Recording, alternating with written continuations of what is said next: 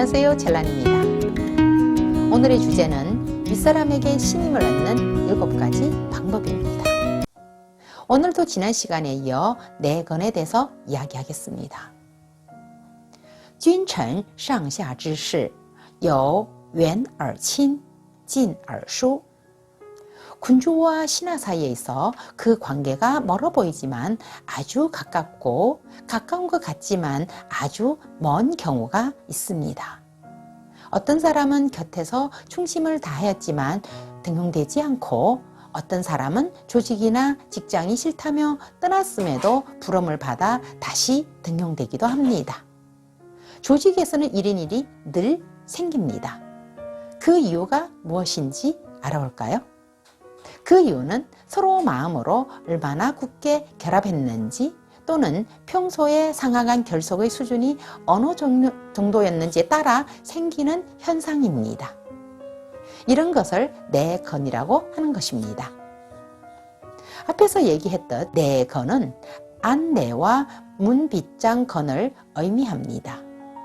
내건의 형태를 보면 도덕규범을 내세우거나 무리를 지어 결속하거나 돈과 재물을 통해 서로 묶기도 합니다. 내건을 잘하면 위루则入, 위추则出, 위친则친, 위수则수. 들어가고 싶으면 들어가고, 나가고 싶으면 나가고, 친해지고 싶으면 친해지고, 멀어지고 싶으면 멀어지고, 초빙되고 싶으면 초빙되도록 하고, 자리를 떠나고자 할 때 떠나는 등 자유자재가 된다고 합니다.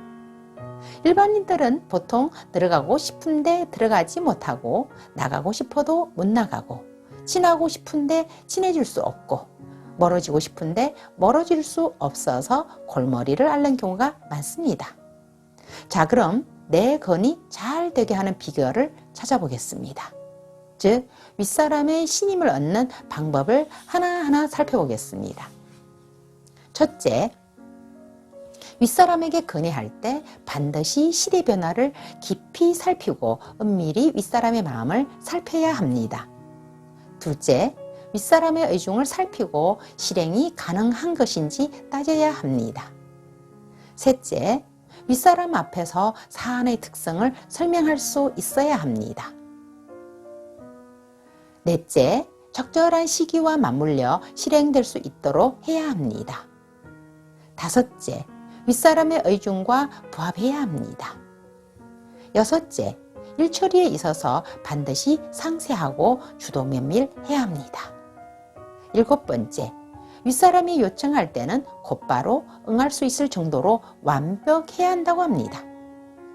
물론 계책이 윗사람과 부합하지 않을 때도 종종 생깁니다.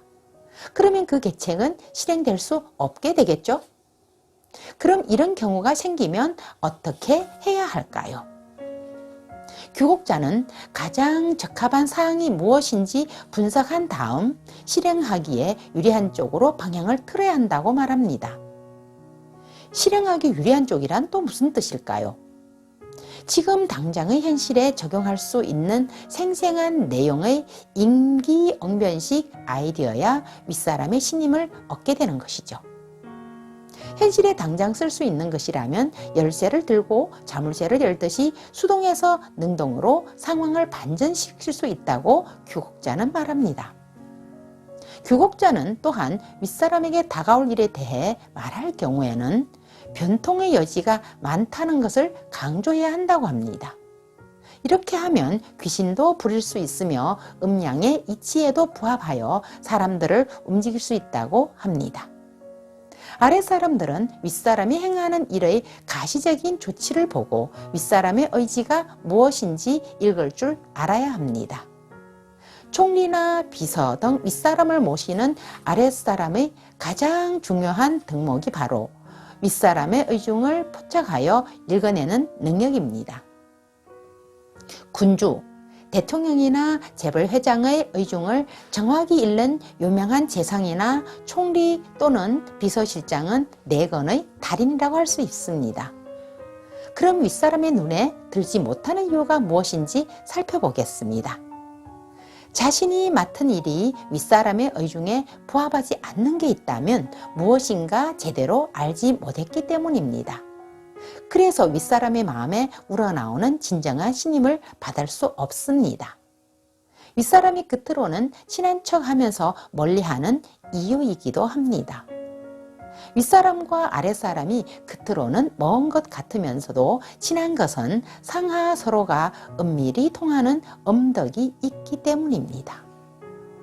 윗사람의 곁을 지키고 있는데 중용되지 못하는 것은 아이디어가 윗사람의 마음에 들지 못했기 때문입니다. 조직을 떠났는데도 다시 중용되는 것은 그네 했던 아이디어가 옳았다는 사실이 나중에 증명됐기 때문입니다. 그래서 윗사람이 어떤 인물인지 모르고 그와 일을 추진하는 자는 반드시 배척을 당하고 윗사람의 의중을 모르고 건의하는 자는 반드시 비난을 받는다고 하는 것입니다. 먼저 상대의 의중을 알아야만 적절한 계책을 마련해 실행에 옮길 수 있는 것입니다.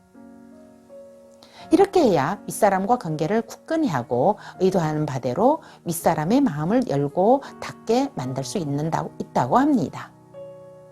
성인은 일을 도모할 때 이런 방법으로 객관적인 정황을 파악해 실행 여부를 판단하고 만물을 제하는 것이라고 규곡자는 말합니다. 윗사람이 어두워 제대로 다스리지 못하는 경우도 꽤 많습니다. 이때는 뒤로 물러나 다시는 그 사람을 위한 계책을 내지 않아야 한다고 규곡자는 가르칩니다. 윗사람의 곁을 떠나자고 하면 자신이 남아있을 경우 윗사람에게 누를 끼칠 수 있기에 곁을 떠나려고 한다는 말을 해야 윗사람이 보내주게 된다고 합니다. 그래서 종종 TV에서 조직에 누를 끼칠 수 있기에 떠난다고 말하는 정치인들을 종종 볼 수 있습니다. 기원전 5세기경의 실존인물 규곡자는 이미 이렇게 말하였습니다. 남거나 떠나거나 구슬이 땅 위를 굴러가는 것처럼 하는 경지에 오르면 몸을 온전히 보존하면서 물러날 수 있다. 네, 오늘의 주제도 여기까지 얘기하고요. 다음 시간 또 만나요.